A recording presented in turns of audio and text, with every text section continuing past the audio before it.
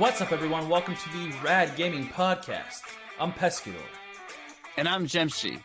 In this episode of the podcast, we interview a Facebook streamer by the name of Social Hour Gaming.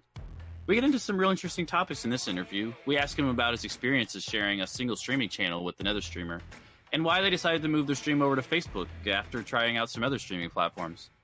This episode of the podcast is sponsored by the Rad Community. The Rad Community is an extremely supportive gaming and streaming community that firmly believes in support for support, not follow for follow. So get your drinks ready, because it's time for Social Hour Gaming. Ladies and gentlemen, welcome to the Rad Gaming Podcast, your great spot for all your streaming needs, gaming, and even esports. Starring your hosts, the one and only Pescador and Jemshi.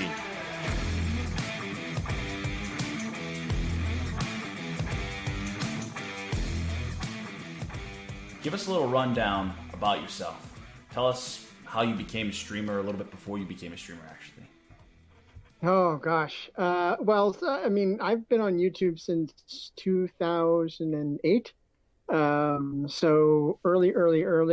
Used to run my own channel where I did like a walk and talk rant kind of vlog. In my day job, I work in HR, so I used to do a vlog that was HR related. And so I stopped doing that for a while because I had kids and they had to grow a bit older. And then early in January of 2017, I decided to do some gaming online because I was following some cool people on YouTube, and I thought that sounds like fun. It looks like fun. So, but I didn't want to do it alone. So I had a gamer that I followed named Klexius, and I reached out to him and I said, "Hey, Klex, you want to put together a cool channel?" And he said, "Yeah, what are we going to call it?" And I was part of a platoon. Bats, the Battlefield Bats, playing Battlefield. And a friend of mine, Nava, I've been social HR guy for such a long time. And one day we were chatting and he was like, "Dude, I thought your name was Social Hour Guy because the HR stood for hour." And I thought, oh, that'd be a great name for a gaming channel. So we decided to name the channel Social Hour Gaming. And we started off on YouTube with a PlayStation and a Dream. It wasn't easy, and then we managed to cobble together some cash for some computers and got OBS going, and then the green screen came a bit later, and the quality of the channel kept growing and we kept growing in subscribers, and then late in 2018 YouTube broke. Stopped really being supportive of its creators, and the whole notification problem started. Yeah. And so we decided to make the move over to Facebook Gaming, and that's where we've been since then. So we have a channel that has about just about 30,000 people who follow us, and we game daily. I game at 8 a.m. Eastern daily on that channel, and then Klexius does Monday, Wednesday, and Friday at 2 p.m. Eastern, and so that's how we roll. So it's just you two doing this channel, and you guys do this on Facebook. Is that correct? Is that your streaming platform of choice? Yep. Yeah. Facebook Gaming. Yep. So what made you decide to go with Facebook, if you don't mind me asking? So it was interesting. Actually, you guys have probably heard of him. I knew a guy named Stone Mountain. And Stone, yeah, of course. And so Stone, he's always very kind to streamers who are kind of up and coming. And so I asked him, like, why did you want to go to Facebook? And he said, well, he realized that he had been sharing his streams all the time on Facebook to get audience to go over to YouTube to watch his stuff. And then he thought, well, why don't I just go directly where the audience is if I'm always trying to pull them over to YouTube? So it made really good logical sense to me. And what we found was that we would do streams on YouTube, and again, YouTube is having its trouble, and I don't know if they're going to resolve those issues, but it doesn't seem like they're any closer now. in terms of putting out notifications and viewer counts and whatnot. So we were starting to see a dramatic drop off in viewer counts. We were getting down to the 20 or 30 views for an hour and a half stream, and we were streaming on Facebook and in the equivalent amount of time, getting 300, 400, 500 views. So we thought, why not just, invest our time in the platform that is working for us? We don't do this for fame or fortune. We do it because we want to share our love of video games with other people. So why not go to the place where people are actually watching? No, that makes perfect sense. What was the first game that you guys started streaming? Oh, it was Fortnite Battle Royale. And I mean, today we don't play that game anymore. It's just, it got a bit weird. So I'm a 48-year-old gamer. It gets a bit weird when everybody you play with is 13 years old. Oh yeah, I can imagine that. It Probably feels 13 or younger. Yeah, it feels a little bit odd. And so I decided to go back to the game that the games that I grew up on, that I loved, which are like Battlefield, COD, first-person shooters. Tell me you have the new Battlefield 5. It's I'm enjoying it. I know a lot of people don't like it. They're like, they don't like the game. I think because it's different, right? I was always a hardcore Battlefield player. Meaning that I played hardcore mode. And so I was never a core guy. And so the changes that they made to Battlefield felt a lot more like hardcore to me. So it just felt like I was kind of going home when Battlefield 5 came out. But I know for a lot of players, they were like, oh, we don't have spotting anymore. We don't have health regen. We got to run around and find ammo. This sucks. No, I absolutely love that about that, though. It's such a nice concept, especially when you go down and you're laying there grabbing your side and you're bleeding out and you can look all around for a medic coming in. I thought that was a pretty amazing touch that they've added. I really like that. And I'm always playing medic, so I'm looking for those players going, I'm going to get you up, buddy, no matter what. I'm going to run into fire to get you. Thank God you're that person that will actually go in there and get people, because I know so many medics that just pass you up, and it's the most nerve-wracking, frustrating thing when they just run right past you. There's no gunfire going around whatsoever. Oh, absolutely. Oh, yeah. No. When we started to play, when Quacks and I started to play Blackout COD together, I was always running for the revives, and he's like, are you crazy, man? You're going to get killed. And I'm like, no, I'm a Battlefield medic. I'm going to get you up. I don't care. Yeah, makes perfect sense. You and this other gentleman, you said his name is Eclectic? Is that correct? Klexius, yeah. Klexius, yeah. Okay, sorry about that. What made you guys decide to start doing this together? I mean, I know that you said you gave him a call and said, hey, do you want to do this together? But it's interesting that you guys didn't try to, I guess, stream games separately. What made you guys decide to stick together and share an account and kind of stream together? He did have his own channel that he was kind of grinding on. I think he'd made it to about 45 subscribers. And I just sort of called him up and said, I think there's an opportunity here to be stronger together. And I liked his play style, and we had fun playing together. And so, and he's arguably a little bit more ragey than I am. And so he gets, so you balance each other out. Yeah. He gets that kind of ragey crowd that loves to watch people, rage when they get killed in a really awkward way. Whereas, I get killed and I'm like, oh yeah, GG dude. Okay. Yeah, I gotcha. So, what's it like though, having two separate people share the same account? I mean, what's the pros? Confusing. Yeah, it's confusing at times. I mean, that's the con, is we'll jump into your stream and say, hey, Klex, how's it going? I'm like, I'm not Klex, I'm social, and vice versa.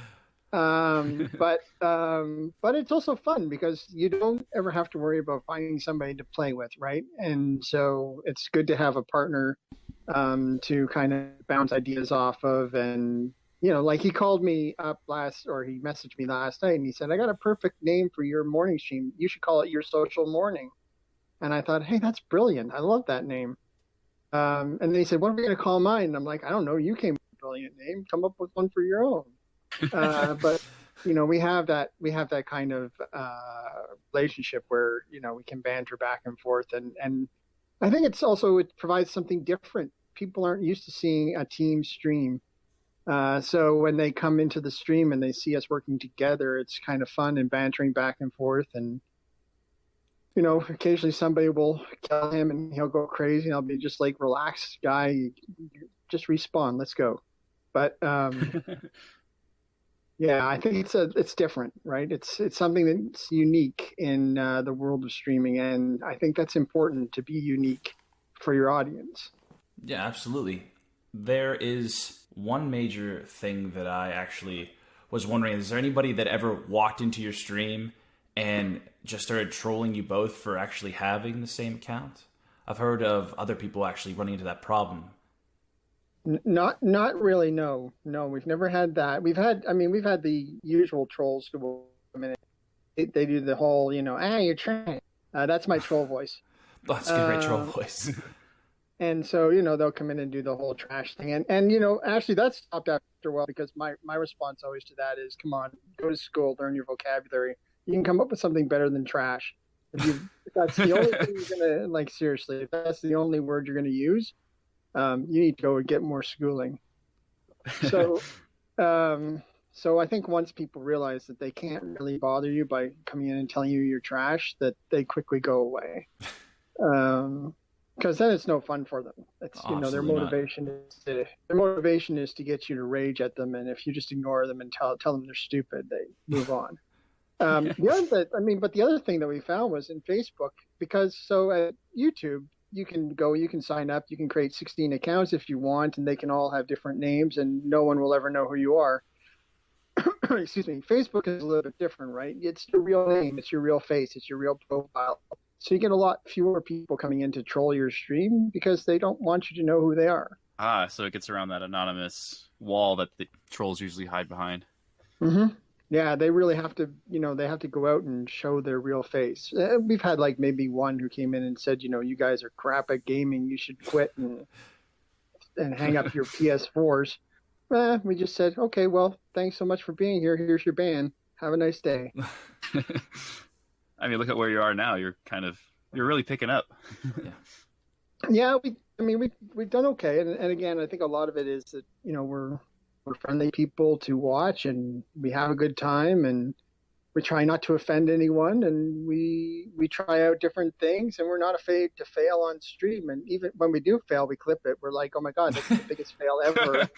You put it on YouTube. Entertaining. Yeah, we did actually one to Klexius was doing PUBG for PS4. He's a big PUBG player. Yeah. And he was trying to show people how to not stick or how to stick the landing, and he completely fell off of a tower and killed himself. Oh, that's fantastic. So we clipped it because the look on his face was like, oh my God, I can't believe that just happened. Yeah. Because you guys are so different in general, do you guys have a hard time keeping certain fans around? Because some people really enjoy going to stream. I'm sure you guys don't enjoy streaming the same stuff all the time. So I'm saying maybe you might enjoy MMOs while your partner enjoys, FPSs. Is there something that you guys have really figured out, a kind of like a balance that you guys do or something like that? I think the balance comes from just playing things that you enjoy, right? As long as you're enjoying the game, then I think people will come and watch you. So, Plex is not a big fan of Save the World. I'm a huge fan of Fortnite Save the World. And so I play Save the World because I'm good at it and I enjoy playing it. He's a big PUBG player. And to be frank, I like PUBG, but there's a lot of moments where I'm like, I don't even know where I'm getting shot from. And I find that frustrating. So I can relate. Yeah, absolutely. Yeah. So, but I like watching him play because, he just racks up those chicken dinners and I'm like, I don't even know how you saw that guy. Jepsy racks up the crashes on PUBG. He's really good at it. Yeah, I probably have a good record of car kills of my own teammates. Yeah. No. He probably holds the record still and he hasn't played in probably like a year. Is that right? Something like that? I think so. Yeah, it's almost a year now. We've done a couple of duos together, and I keep saying, okay, Klex, I'm going to look at my phone and check my email now. Please don't get us killed because he'll be driving the car, and inevitably, that's when he slams into a tree. Isn't that the truth? I know that all too well. Sounds very familiar, doesn't it, Chemshi? I have no idea what you're talking about. I didn't think you did. There are other streamers, I'm sure, that you've watched in the past. Is there a specific individual that you would say that, I guess, was your influence, that you kind of modeled your stream off after? Actually, so the big Canadian streamer, Upshaw, definitely took a lot of advice from Dylan. He's a good guy, and watched his stream for a long time. One of the things that I learned was, he always says this, is you either have to be you have to be three things to be a good streamer. You either have to be really good at the game, so that's more like the ninjas of the world. Yeah. Be funny, or be educational. And if you can't be good and you can't be funny, then you got to be educational, and vice versa. And I find Upshaw's streams, he's very educational. I mean, he's an entertaining guy as well, but you learn a lot watching him play. So I think he was a big influence because we tried to be educational as well. When I'm playing a game, I'm trying to explain what I'm thinking and why am I moving this way and why am I going in this direction and where is circle coming from and what, ability am I using right now, so that others can learn. And we actually get a lot of people coming into stream saying, hey, we come and watch you guys because we want to learn how to play these games. It's awesome. Now, you spend a lot of time trying to, really read into games and stuff, and like patches that are coming out for specific games. I know that there's a lot of, things to learn from certain games. It must be really tough to keep up with that. I'm a huge patch notes guy. I work in the IT as well, so reading release notes is nothing new to me, and interpreting it for people. Yeah. But yeah, I love walking in and saying, "Yo, patch number 7.10 released yesterday. Here's what you need to know, guys," and break it down for people who don't want to read the notes. But just translate it in a way that they can understand and be a little more entertaining than. Kind of some of those can just be real boring when you try to skim through. Oh yeah, wrap it up and say they released this gun. It's going to suck. Don't get it. Yeah. Is there anything currently in the gaming world right now that has your attention? Besides the obvious answer to that, which is the battle royale world is still raging. It's really interesting to watch all the the Fortnite kind of come out and Fortnite kind of came out and set the bar for battle royale, and now you've got a lot of the AAA publishers who have come out and they've released their own battle royales. Some of them arguably better than Fortnite. I think Blackout has definitely been a huge success for Treyarch. Yeah, I have to agree with that. That's one of the that's an interesting trend that I'm seeing. But the other thing that and it's a worrisome trend I think right now is the whole microtransactions. And actually we were talking about that today in stream. So I have an issue with the fact that I pay $60 for a game potentially, and then I get slammed with microtransactions, and all of a sudden that $60 game has become to some unsuspecting kid, a $300 game. Yeah. And so, the game companies continually expect us to pay out of pocket and pay and pay and pay and pay. And gamers are not, typically wealthy people, right? Yeah. And so, as long as we as a gaming community continue to allow them to get away with this, they're going to keep doing it because they're making millions and billions of dollars off of these microtransactions. And it's a brilliant business case for the game developers, but it's really bad for gamers, and I think it's really bad for the gaming community. So, unfortunately, like everyone's moving to that model, like you said. I mean, Rocket League. I've seen it in H1Z1. Obviously, it's in Fortnite. But I mean, this trend's going to continue, at least in my opinion. I mean, even Blackout. Black Ops 4, right? It was I don't remember how much it was. It was like $50-$60 game, and they just came out with the season pass, which was another $65 pass, and you get two maps early for it. Sounds about right, yeah. I'm like, you got to be kidding me. You want me to pay $120 for 2 early map releases? Yeah. Treyarch, you're out of your mind. Well, unfortunately, you might be the sane person, but there's a lot of people out there that might, be like, you know what? I want that. I want to be that guy that gets these maps early. I'll know the maps before everybody else, and I'll destroy everyone when it comes time for the normal people to get their maps. But I mean, there's nothing. No, it's fair. But but again, the early release, the pre-orders, the whole thing, it's kind of stinky, right? I mean, it's something smells bad in Denmark right now because, you're paying for an early release. You're giving a game company your money months and months in advance, and then they release a game, and you're like, "Dang, dude, this isn't even finished." Yeah, kind of like Fallout. I mean, Fallout 76. I don't know if you've ever played it. I haven't played it yet. I just bought it like a week ago, and I wanted to give it a spin. They just released some of the patches. Today's the 13th, so today they should have released the patches. I'm not 100% sure if they did. I haven't really read up on anything, but that game was broken from the very beginning when they released it. Same thing applied with basically PUBG. I mean, look at how Blackout or Call of Duty in general, just the whole Battle Royale scene, they've done it so much better. It's everything PUBG should have been. Yeah. And PUBG's now released on PS4. That's our platform. Sony has got some very strict guidelines around game testing and game stabilization. So, I mean, PUBG now looks a lot better than it did on the Xbox on the PS4 because, Sony has those standards, but still a lot of server desync issues. You can still be shot, or as you're still undercover because some guy sees you on the server running in the middle of a field. It sounds about the same. If you think about it, game developers are doing that a lot nowadays. They just come out with this game. It's basically an alpha. They say it's in beta, and they're like, pay $30 now, and we'll unlock the game to you.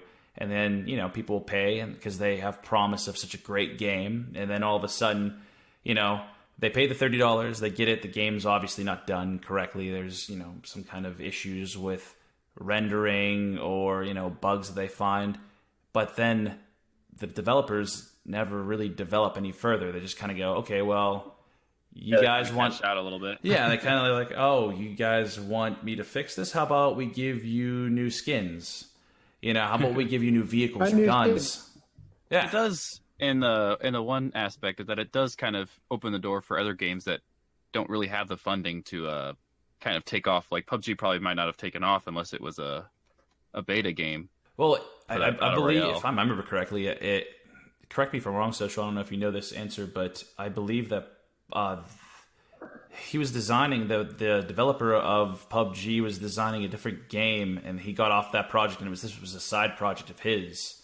Mm-hmm. Is that correct? I think I heard that. Yeah, I think I heard that as well, yeah. I'm not really 100% sure, but that's what I remember hearing. But I mean... Yeah, it was a mod of like Arma too, I think. Yeah, I wasn't going to say anything because I wasn't 100% sure. But I mean, there is lots of opportunity now to... Okay, so there's more opportunity now to beta a game and have people, have it catch on because the beta gets released and everybody wants to play it. And again, that's a brilliant marketing technique. I just think as a gaming community... Yeah, but again, as a gaming community, we really need to all get together and say, come on, game developers, stop this. It's not cool to release something in beta. Again, I'm in software. I would not release something if I release something to my clients in beta and then said it's going to be horribly broken, but it's okay, you get it early. They would laugh me out of the room. Oh, they would fire you right then and there. Right? And yet we're as gamers, we're like, whoa, cool, I got it 5 days earlier than that guy over there. Yeah. But it's broken. I mean, the servers crashed 16 times. I can't get in. I played for 5 minutes, but I'm super stoked. What? That makes no sense. Which microtransaction would you say is the worst right now in gaming? Like skins, 100%. Like skins? Okay. Skins, 100%. I cannot believe the amount of hype that happens around cosmetic that has absolutely no effect on your gameplay. Yeah. It boggles my mind. I'm like, but again, I'm a Save the World player, right? And Save the World in Fortnite, Save the World, which is their PvE version. You go and you do missions and you grind gold and you save up your gold and then a skin comes out. There's no actual real world money that's being exchanged there. and you get the skin that you like that goes along with the character, but the character's got lots of different stats, so there's actual benefit to your gameplay to buying these things. But in Battle Royale, it just looks cool and there's no benefit. In fact, sometimes it makes it worse. There's a guy that came out, one of the character skins that you could have gotten in Blackout. The dude's got a white shirt and sunglasses. It's the worst uniform you could ever wear on Blackout. It stands out like a sore thumb. Maybe that's the extra challenge he's going for. It's possible, but people went crazy for this skin, and I'm like, are you kidding me? Go with the camo, dude. Hide. Yeah, that's what I do. If you look at my PUBG for the PC, I have so much money in there, it's unreal, because I never change. I have like dark colors on because I don't want to be spotted. I just like the basic camo shirt and pants, and that's like done. That's all I go in. But the people constantly spend tons of money on some kind of yellow suit or some crazy helmet, the banana suit. Yeah, something like that, and they're just running around having a good time. It blows my mind. Yeah, no, I 100% think that suits. Skins overall as a micro, again, where it's not giving you any additional benefit as a player is insane. But somehow, maybe I'm wrong, because Epic became a $3.8 billion company off skins. How that happened, I don't know. But people go crazy for these things. They put out a skin of a freaking chicken, and everybody wants to buy it. That's how it works, unfortunately. But can you give me a basic rundown of your equipment that you guys use? Do you guys use the same basic equipment? I know you guys do 2 different streams. Do you guys keep to the same equipment, order the same stuff, use the same things? No, I'm more tricked out than Clexius is. I've got a PS4 Pro, the green screen, for a Audio Technica mic. He's got an Audio Technica mic as well. That was one. If I'm going to say, if there's one thing that you should invest in as a streamer, definitely invest in your audio. Get a good mic. Get a good mic. Get a good Audio Technica mic. Grab some free. Some free audio spoilers that you can put on your OBS, and definitely invest in that. I think if people come to your stream and you're kind of having a crap day, you're not playing all that well, if you still sound good, they'll stay. But if they can't hear you and they can't hear the game, they'll be gone in seconds. So you definitely want to invest in your audio. What is the most embarrassing thing that's ever happened to you during a live stream? Oh, God. Besides the countless times that I've died in incredibly stupid ways. Yeah. Besides those. I'm trying to think. There hasn't been anything, outstanding. There's been a couple of times where I just haven't been feeling well, and I've been kind of like, okay, guys, I have to go. Bye. End of stream, and ran off. Which people were like, "Are you okay? Is everything all right? Did something happen?" I'm like, "Yeah, well." Well, it's nice you got a caring community. So no, for sure. They're actually that's the thing. I mean, the people who follow us are fantastic. They're really, really loyal. They stick around. We have a good time. We play with them all the time. So they're fantastic people. We really appreciate every last one of them. So that's been the most that's happened to me. I mean, stuff has fallen over, like my green screen's fallen over a couple of times, and somebody just said in the stream, "Hey, your green screen just fell over." I'm like, "Oh, dang!" Right? But other than that, I mean, that's kind of been the worst of it. I think the most embarrassing thing for me is when I like to be there when I say I'm going to be there, and I'll be sitting there setting up, and all of a sudden my computer will go, "Oh, Windows 10 needs to update." Oh, and then, 45 minutes later, I'm like, okay, well, I guess I'm not doing this today. That ticks me off. I'm like, man, I feel bad because I told everybody I was coming, and now they were at their computers and they were waiting. I didn't show up. But I think that's probably the worst thing for me. I gotcha. Is there any games that you would stay away from on stream? Specific games that maybe doesn't sit well with your audience, or something that you don't personally enjoy playing? Yeah, I have lots of friends who do the horror games. I I can't handle those games. I can't stand them. Dead by Daylight. Same here. Oh, I love Dead by Daylight. I find that game so boring. Oh man, I love it. Man, it gets your heart flowing. Whew. I watch a good friend of mine, Operator Error, play it all the time, and Brandon's a good guy, and he loves that game clearly. But I watch him for like 5 minutes, and I'm like, dude, I got to go to bed. I'm so tired. I'm so bored. So I mean, I try and support him, but it's just crazy boring for me. So I don't play those kinds of games. But I do enjoy some of the open world games. But some of them I've tried and they've been boring as well. You mentioned Fallout. I have a friend of mine who plays Fallout. I tried watching the stream as well. I'm like, I'm confused and I don't know what you're doing. And this looks boring. So I'm not watching it anymore. Is there any games that you do enjoy watching during stream? Is it mostly like FPSs or... Oh, when I watch streams? All sorts of things. I'm more interested in the streamer themselves, right? I mean, there is some stuff which, again, bore the hell out of me. But I like to go watch OE because he's a great guy to interact with. He does... he's actually a voice impersonator, so he does an awesome, that's awesome. Family Guy voice. And so he'll do Dead by Daylight. Which characters? It's Peter Griffin. Oh, he does Peter mostly. But he does what's Peter's wife's name? Mag? No. I can't remember. Gosh, why can't I think of it? This is going to kill me. Oh my goodness. He does the daughter too, Meg. Meg, yeah. I know Meg, and I can't... Chris, I could think of Chris and Brian. I can't think of... What is her name? Lois, thank you. Yeah, Lois. Okay. Yeah. He does a good Lois as well, but he does the whole stream in their voices, and it's hysterical. I could only imagine. Yeah, he's really, really, really funny. So I mean, for me, I like watching those people or people that I can interact with. I have a friend of mine she's just a fun person because she really gets into talking to chat and she knows everybody. She remembers everybody who comes in and what happened to them last week and are they feeling better and how is your dad and all that kind of stuff. So, just a great streamer. Since you're kind of hitting on the topic of, things you look for in streamers, what are some of the things that you cannot stand when streamers do that would make you drop, their stream and go somewhere else?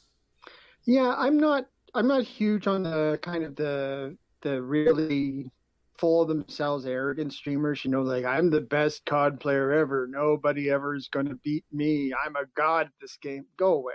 I don't really want to watch your stream. Because for me, it's about the audience. It's not about talking down to your audience. It's about, playing games with them. And if you're talking down to them, that really kind of turns me off. Or people who seem to disdain their own audience. I don't appreciate that. So I wouldn't watch those folks. Yeah. So I guess what are some of the things that you do personally that you kind of get your stream more involved and just kind of connect better with your audience? Oh, we do all sorts of things. We ask them to choose where we drop. We play with them all the time. So that's important. Like a community night? Is that what it is? Yeah, like a fan night or a fall night, whatever you want to call it. We just call it playing with friends. So we do that. I just like to have, today, it was actually pretty funny. I don't know how they got off on this topic, but all of a sudden I looked down at chat and there was 6 people talking about price of living in the UK and how much you could rent a house for. I'm like, how did you guys how did you get off on this topic? And I couldn't follow chat. It was going so fast. I'm like, I don't know why they're talking about this. I'm just happy about the fact that 6 people got together to talk about the price of housing in the UK. I think that's awesome. That reminds me of Reddit, where you scroll and read the comments and there's always a tangent that just goes off that's unrelated to the original post. And you're like, how do these people just know all these things and suddenly have a conversation about it? Yeah, it was truly a bizarre moment for me, but also a really cool one. I was like, hey, I'm just so happy that you guys are so comfortable with each other that, you come to the stream to chat with each other. You don't have to chat with me. I could potentially not be here. You'd still have a good time. And that's kind of awesome. Yeah. It's just, and that was something that you didn't even try to initiate or anything either, right? You didn't tell them to talk to each other. No, I had no idea. They, like, everybody says good morning to each other as they come in, and how was your day last night? And, did they talk about, their family issues? It's really kind of cool that way. It's neat to just see your community happen before your eyes. You kind of put that into motion, and then to see it come to fruition, people just coming in on a daily basis, getting to know one another, knowing about their personal lives, individuals in there. I'm sure it's really satisfying to see that, and then making friends because of they came in to watch you. I mean, has to be something there. Don't you feel, gratitude for doing such a thing?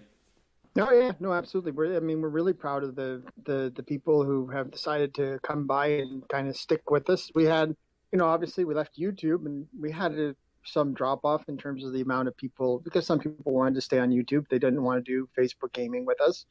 But the people who came over, they're very loyal, and we consider those people our friends. It's kind of cool that way. Oh, I guess kind of back when you were starting, what do you wish that you had known before you first started? Oh, gosh, there's probably a ton that I wish I'd known. I think probably a lot of it is technical, though, for me anyways. There was the nice thing about working with Klex is that he is a very technical person. And so he does, he slams out settings all the time to me. He's like, dude, you need to go to here, press this, do that. And I'm a pretty technical guy, but I'm not, stream technical.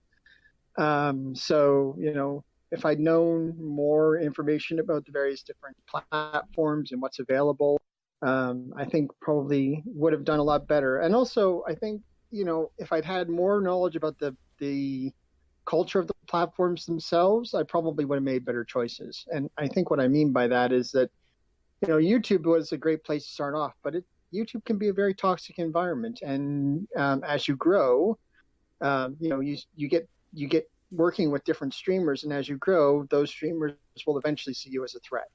And we didn't really realize that. So, one day we were chugging along, hitting, 5K, and all of a sudden people who we considered our friends were starting to tell other people, oh, these guys are bot spamming and stuff like that. So, Wow. that was a bit of a shocker.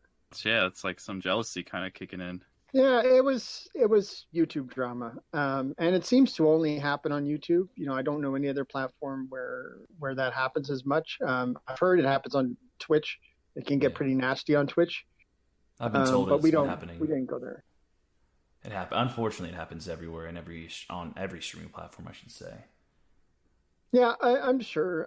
Facebook is so new though that you get less of that happening because the audience is so large that it's really hard for I don't feel like I'm competing with anybody else because I just feel like we're all trying to capture market share at this point. That makes perfect sense. I know you said that audio was one of your pet peeves earlier. Is there something specific that new streamers should really look into getting?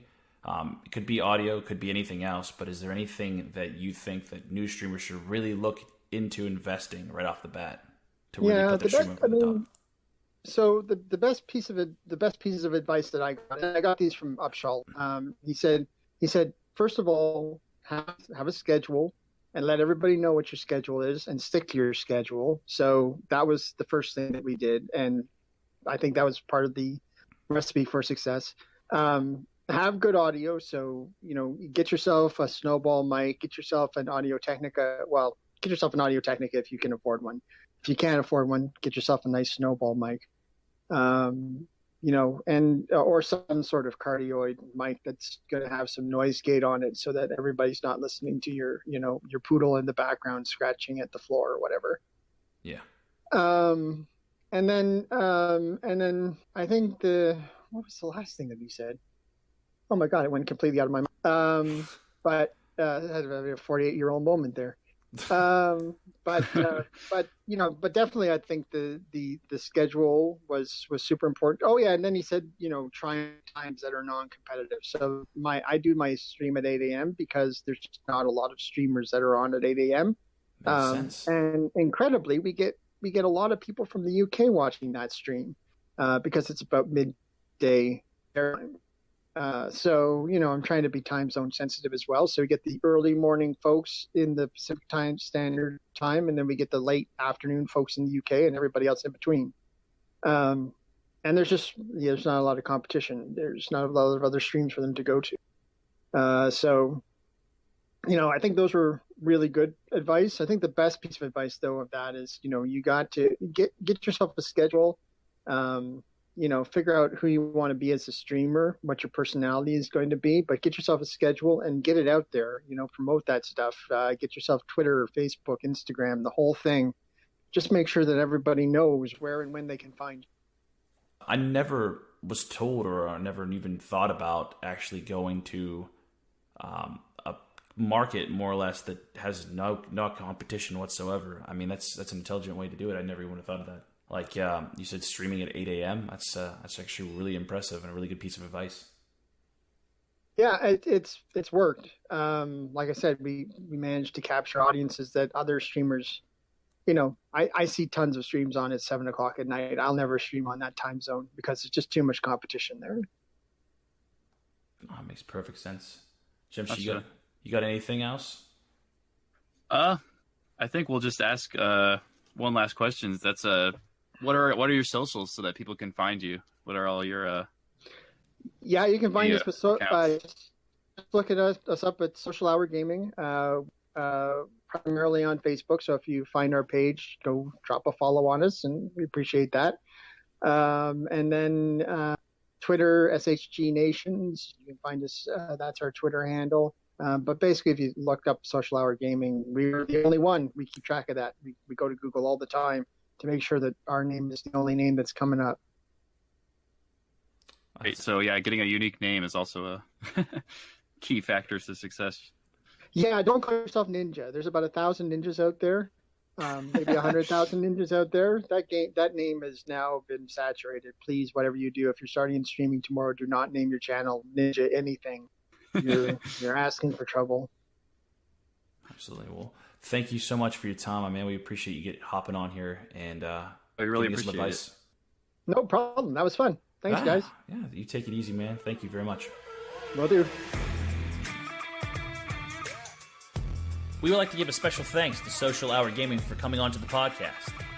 You can catch him on Facebook at fb.gg/socialhourgaming.